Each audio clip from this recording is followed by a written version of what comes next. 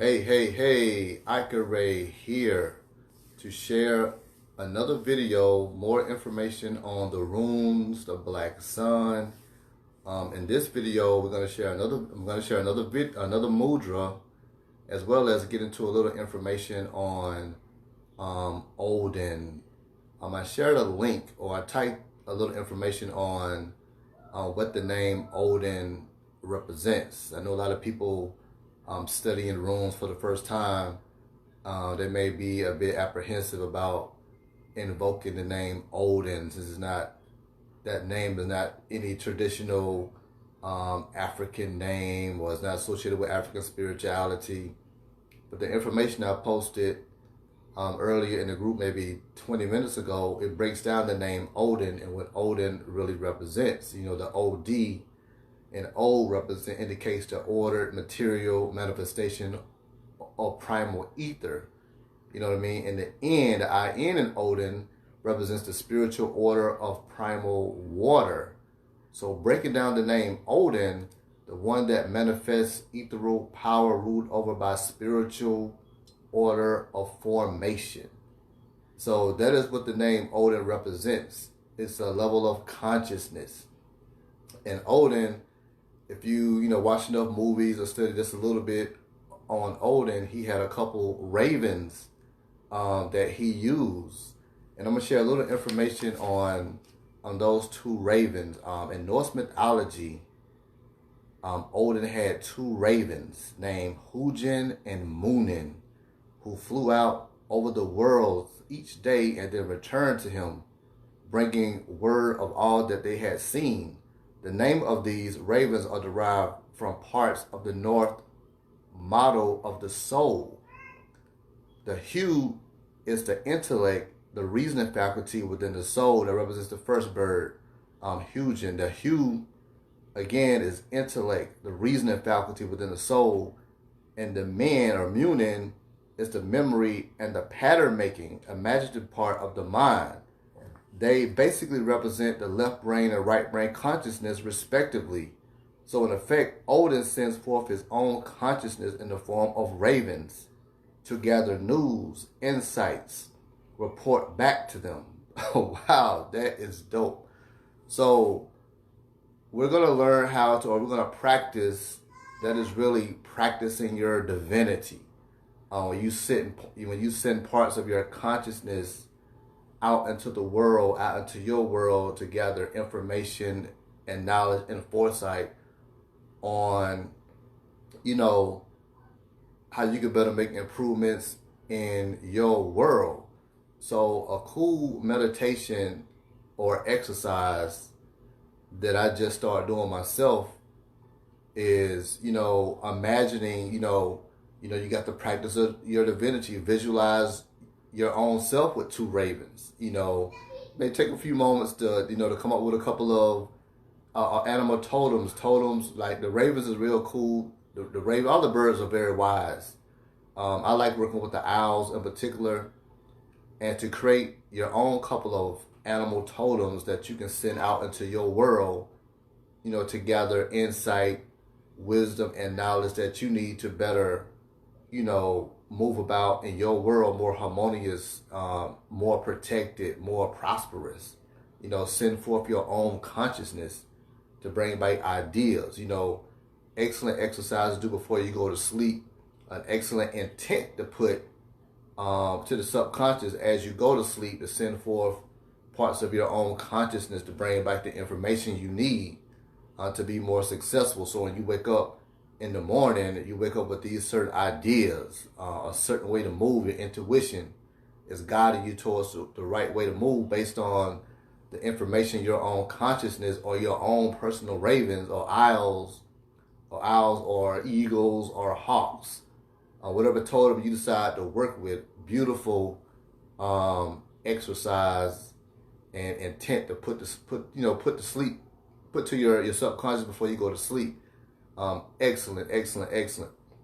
Another idea that came to me when I was researching this was to also send, I'm hard-bodied about the runes.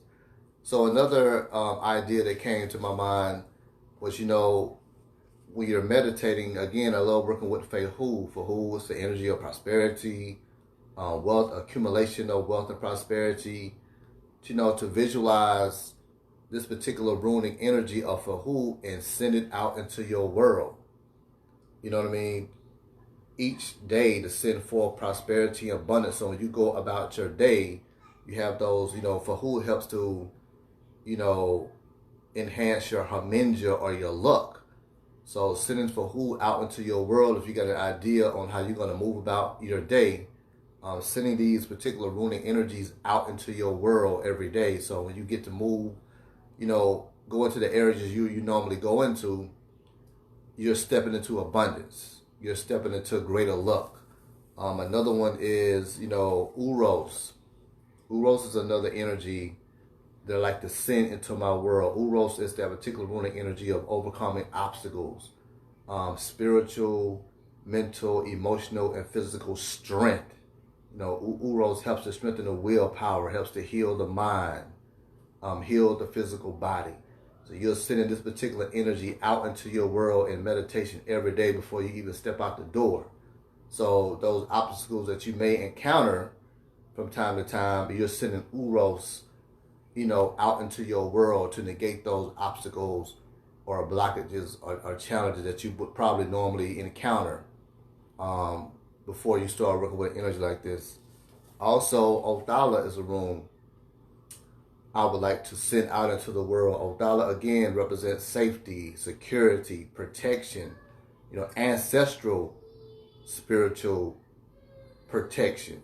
So again, meditating and you send Odala out into your world, calling upon this energy of, protection, safety, security, especially if you are trying to accumulate property. Odala deals with property, real estate. So if you're trying to get a home, apartment, or whatever the case is, you're sending the Odala energy out into your world. Oh, man, isn't that dope? To send cosmic principles into your world before you even walk out the door. That is excellent practice and use of your own divinity. Very, very, very powerful.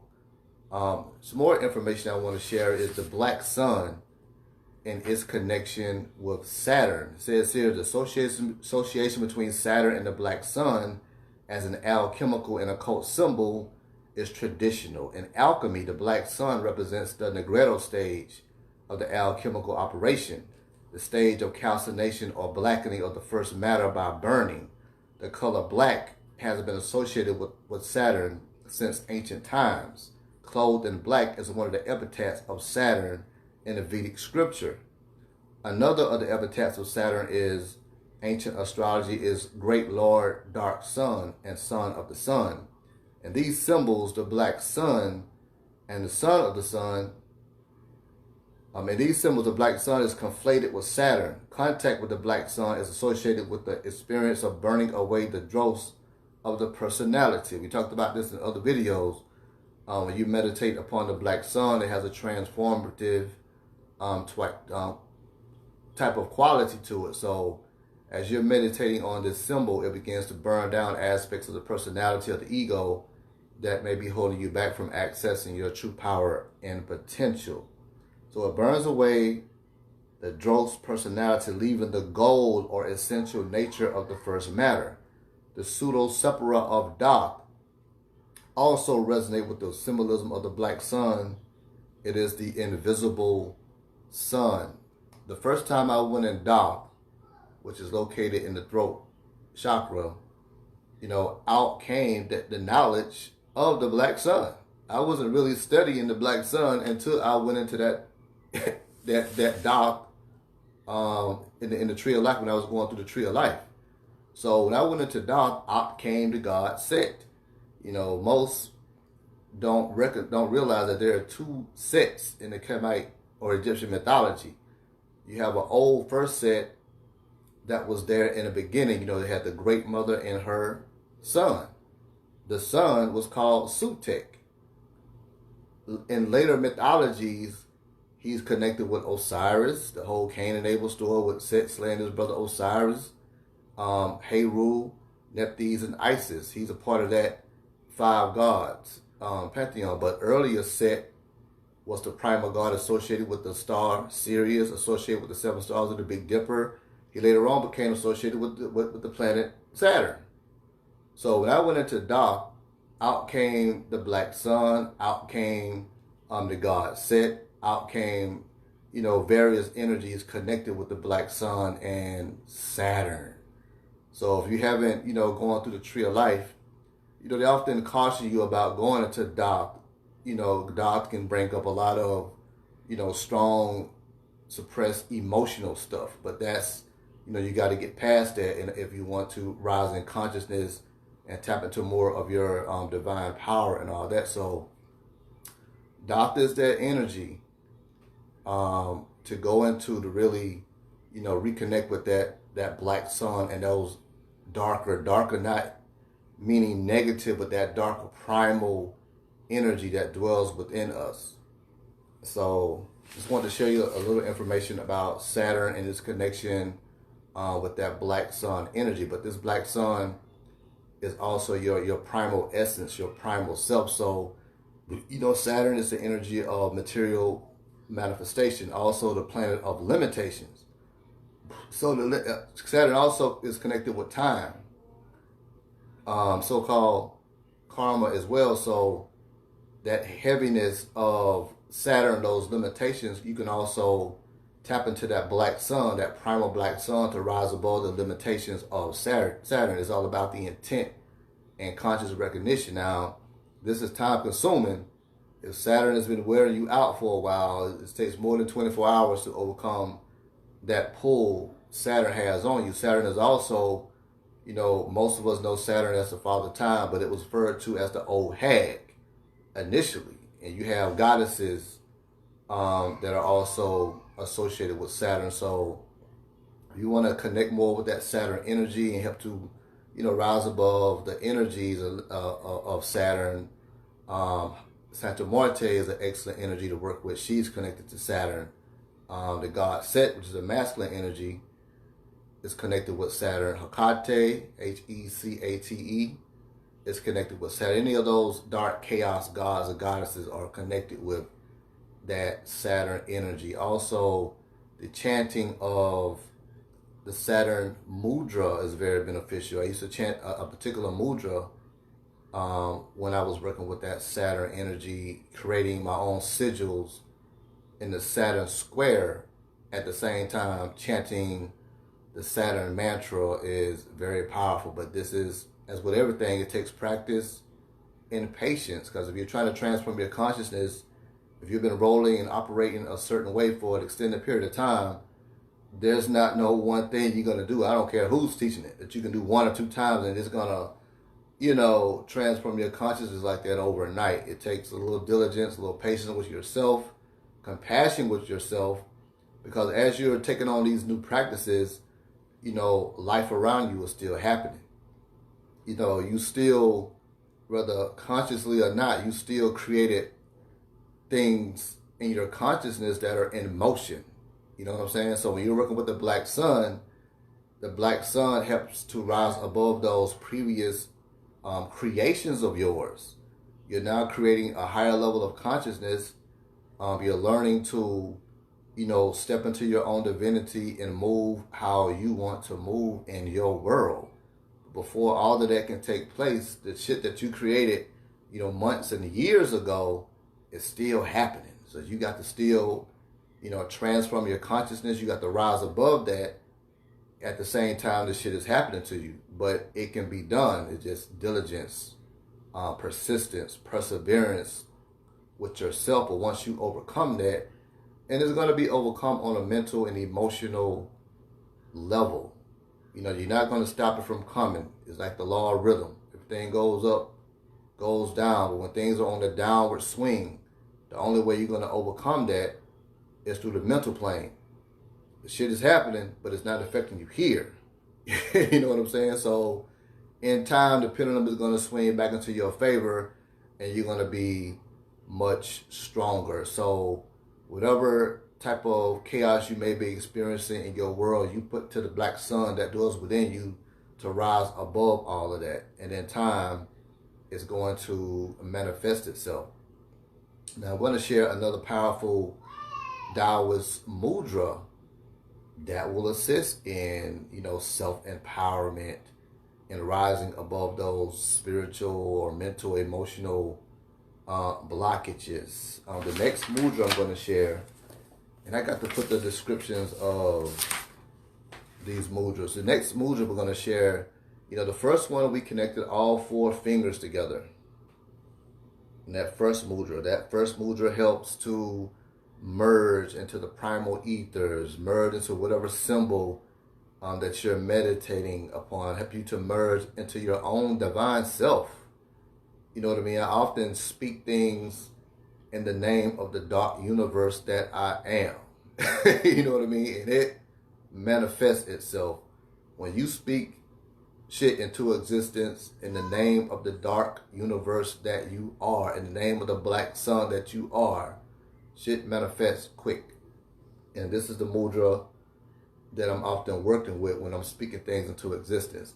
The second one I talked about was the straight pinkies connecting with each other. And this increases your levels of receptivity. The next one we're going to get into, you're connecting the pinkies and the ring finger together, and the other 3 fingers are separated. So you only have these 2 fingers connected. This is increasing the water elements and the earth elements. And so this mudra is very interesting. It says here, ancient Taoist hand seals for Zen, it strengthens strong yang energy, thunder, exciting, impetus, vitality, organic movement, fertilization, growth, and power. This hand seal is used by the Taoist sorcerer to gather and control thunder and lightning, as well as to create earthquakes. This trigram is also used to facilitate spiritual growth. So in this book that I have on these Taoist mudras, they don't give the words of power associated with these mudras that's conducive to causing earthquakes. And I find those mudras, when I find those words of power, I'm going to share them, and we can all act a fool together, causing earthquakes and making shit shake. So the water element and the earth element, these are 2 that you are working with, facilitating spiritual growth. And the 2 runes that are ideal for this particular mudra is Thorasas. Thorasas is that rune of lightning. It's that Shango energy. It's associated with the god Thor. Thorasas is the energy of breaking any blockages, any curses that may exist on any level. Very powerful energy of protection and, more importantly, self-empowerment. So you want to work with Thorasas with that mudra I just showed you, and invoke his energy to remove any type of spiritual, mental, emotional, energetic blockages that prevent you from accessing your true power and potential. Also, you want to invoke the energy for self-empowerment. One of the more powerful runes of all the runes is this Thorasas runic energy. If you ever see Thor in the other movies, he is kicking ass with that hammer and that lightning coming down.